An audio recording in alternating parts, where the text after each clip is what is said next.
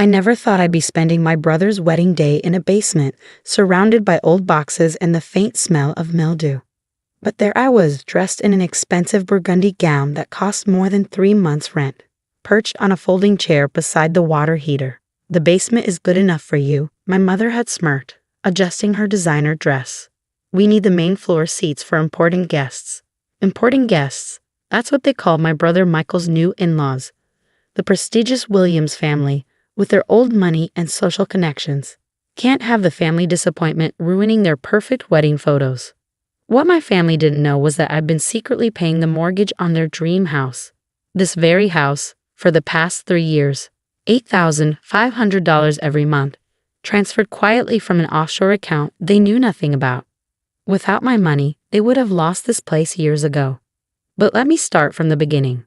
5 years ago, I was just another corporate lawyer, grinding away at a prestigious firm, living the life my parents had mapped out for me. Then came the cryptocurrency boom.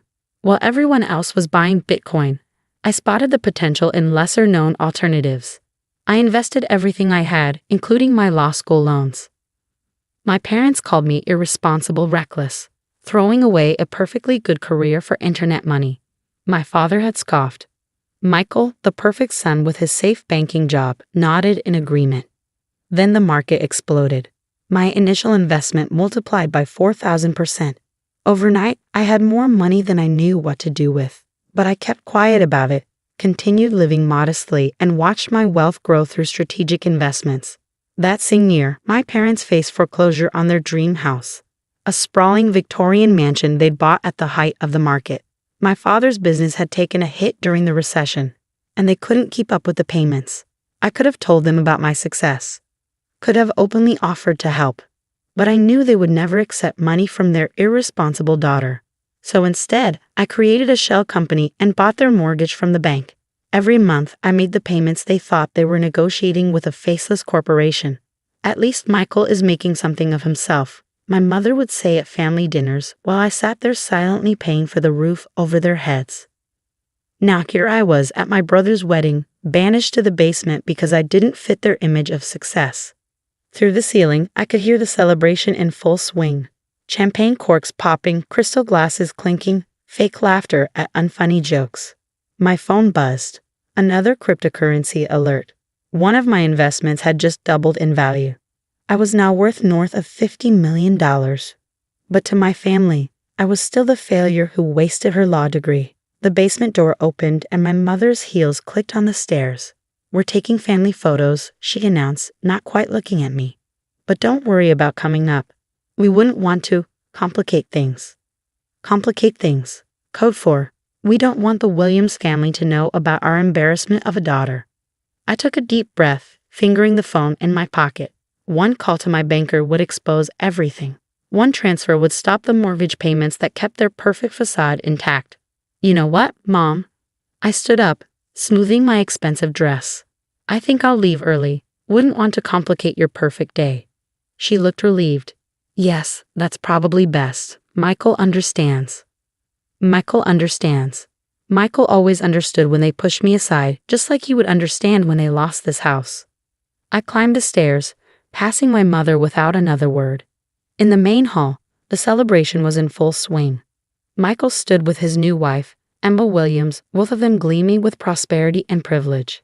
His new father-in-law, a banking executive, was regaling guests with stories about his latest yacht purchase. My father caught my eye as I headed for the door. For a moment, something like guilt flashed across his face. But then Michael's new wife's mother said something, and he turned away, drawn back into their world of artificial perfection. Standing in the driveway, I looked up at the house I had saved, the house they had unknowingly lived in because of me. The grand Victorian architecture, the manicured gardens, the imported marble fountains, all maintained by my secret payments. I pulled out my phone and dialed my banker. "Ms. Harrison," he answered immediately. "How can I help you?" "The Morton Valley Property Management account," I said, watching the party through the windows. "I want to stop all payments immediately." "The mortgage payments for the property on Maple Grove Drive?" "Yes, no more payments. And I want you to send a notice to the holders of the mortgage first thing tomorrow morning." "Of course." Should I include your name in the correspondence? I thought about my mother's smirk, about being hidden in the basement, about years of being treated like a family embarrassment. No, I replied. Let them find out when the bank calls. After hanging up, I stood there for a moment longer, watching the shadows dance across the windows of their perfect house. Tomorrow morning, their world would come crashing down. Tomorrow, they would learn that their safety net wasn't a generous bank or my father's business acumen. It was me, the daughter they hid in the basement. I slipped into my car, not the modest Honda I drove to family events, but my real car, a Bentley I kept hidden at a private garage. As I pulled away from the house, I caught one last glimpse in my rearview mirror. They were all gathered at the window, champagne glasses raised, celebrating their perfect family moment. By this time tomorrow, everything would change. The next morning, I sat in my real office, not the small law practice they thought I ran, but the top floor of a gleaming downtown tower. My cryptocurrency empire had expanded into a full-scale investment firm. The woman they considered a failure managed billions in assets for clients around the world. I waited for the call I knew was coming. At exactly 9:15 a.m., my private line rang. It was my father. My father's voice trembled on the line. Sarah, something's wrong. The bank, they're saying our mortgage payments have stopped. They're threatening foreclosure. I leaned back in my leather chair, looking out over the city skyline. Really? How unfortunate. I don't understand. We had an arrangement with Morton Valley Property Management. They've been accepting reduced payments for years. Yes, I cut in. About that, Morton Valley Property Management is one of my companies. Silence. Then, what? I bought your mortgage 3 years ago, Dad. Every payment, every extension, every act of generosity from your property managers. That was all me. I heard him sink into a chair, his breathing heavy. That's impossible. You're just a small-time lawyer. Am I? I pulled up my company's website on my screens. Why don't you Google Harrison Global Investments right now? I heard keyboard clicks, then a sharp intake of breath. My company's homepage showed our current portfolio value, $4.2 billion in assets under management. This is yours. CEO and founder, I confirmed. That internet money you mocked me for, it was just the beginning. I built an empire while you were hiding me in basements and pretending I didn't exist. The door in the background opened on his end. I heard my mother's voice, shrill with panic. Henry, the bank says we have 30 days before they start foreclosure proceedings. Put me on speaker, I commanded. When I heard the click, I continued. Hello, Mom. Enjoying the morning after your perfect wedding? Sarah? She sounded confused. What are you doing on the phone? We're in the middle of a crisis. Are you? Let me guess. Morton Valley Property Management suddenly stopped accepting your payments. The bank is demanding the full mortgage amount. How did you? Wait, what's going on? Remember yesterday, my voice was ice cold. When you put me in the basement because I wasn't good enough to be seen with the Williams family? Turns out I was good enough to pay your mortgage for the past 3 years. Dead silence. That's right, I continued. The daughter you were so ashamed of has been keeping you in that house. Every payment, every deferral, every bit of luck you thought you had with your mortgage company, that was all me. But you're just. My mother stuttered.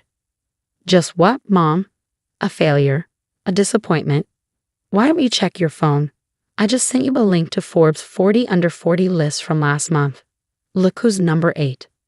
I heard more frantic clicking, then a gasp. The article featured a photo of me in my real office, detailing how I'd built a multi-billion-dollar investment firm from an early cryptocurrency success. This is impossible, my father whispered.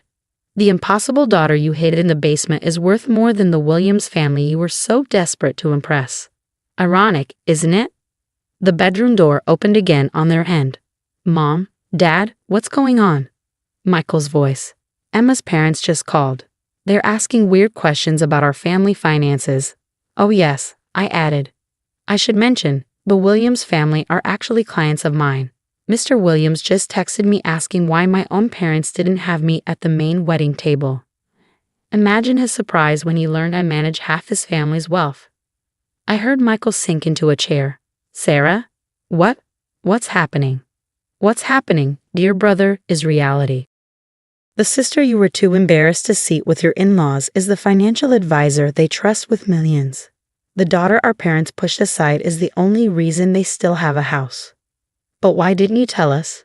My mother pleaded. Tell you? I laughed coldly. Every time I achieved something, you dismissed it. When I made my first million, you called it fake internet money. When I started my company, you said I was playing businesswoman. So I stopped telling. I watched you praise Michael's minor promotions while I quietly built an empire. We can fix this, my father said quickly. We'll make it up to you. Just, please don't let us lose the house. The house? I clicked my tongue. You mean the house where you held a wedding and hid me in the basement? That house. Please, my mother whispered. We'll do anything. Anything? I paused. Okay, here's what's going to happen. I'm sending over a courier with 2 documents. The first is a check for $300,000, the exact amount I've paid toward your mortgage over the past 3 years. You're going to take that money and catch up on your payments. Thank you, my father breathed. Thank you whenever. I'm not finished, I cut him off. The second document is a press release. It announces that Harrison Global Investments is opening a charitable foundation. The first donation will be your house, once you sign it over to me. What? My mother gasped. You'll continue living there, I explained. But as tenants, every time you walk through those doors, you'll remember that your basement-dwelling daughter owns the roof over your head. Silence fell again. Those are my terms. Either sign both documents or start packing, your choice. I could hear them whispering frantically to each other. Finally, my father spoke. We'll sign. Good.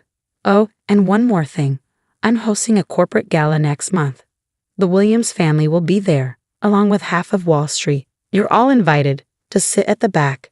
I hung up before they could respond. An hour later, my assistant brought in the signed documents. My parents' signatures looked shaky, their pride finally broken. Michael had signed too, his perfect world crumbling as he realized his embarrassing sister was now his landlord. I picked up my phone and dialed Mr. Williams. Sarah, he answered warmly. I was just about to call you. The most extraordinary thing happened at my daughter's wedding. Yes, about that, I smiled. I'm hosting a gala next month. I'd love to have you and your family at my table. We can discuss that investment opportunity you mentioned. Of course, though I must say, I'm a bit confused about yesterday. Why were you in the basement? I finished his question. Let's just say I was conducting a little experiment in humility. Speaking of which, my family will be attending the gala as well. Perhaps you could help me decide where to seat them. After hanging up, I walked to my office window. In the distance, I could see my parents' house. My house now. The morning sun glinted off its windows, a reminder that sometimes the best revenge isn't just success. It's making them live with the knowledge that the child they banished to the basement now owns their world. I picked up a photo frame from my desk, the only family photo I kept. It showed a younger me standing slightly apart from the others, already being pushed to the margins. I placed it face down in a drawer. Then I opened my laptop and began planning the seating chart for my gala. I made sure to put my family's table right next to the kitchen entrance. After all, the basement wasn't available.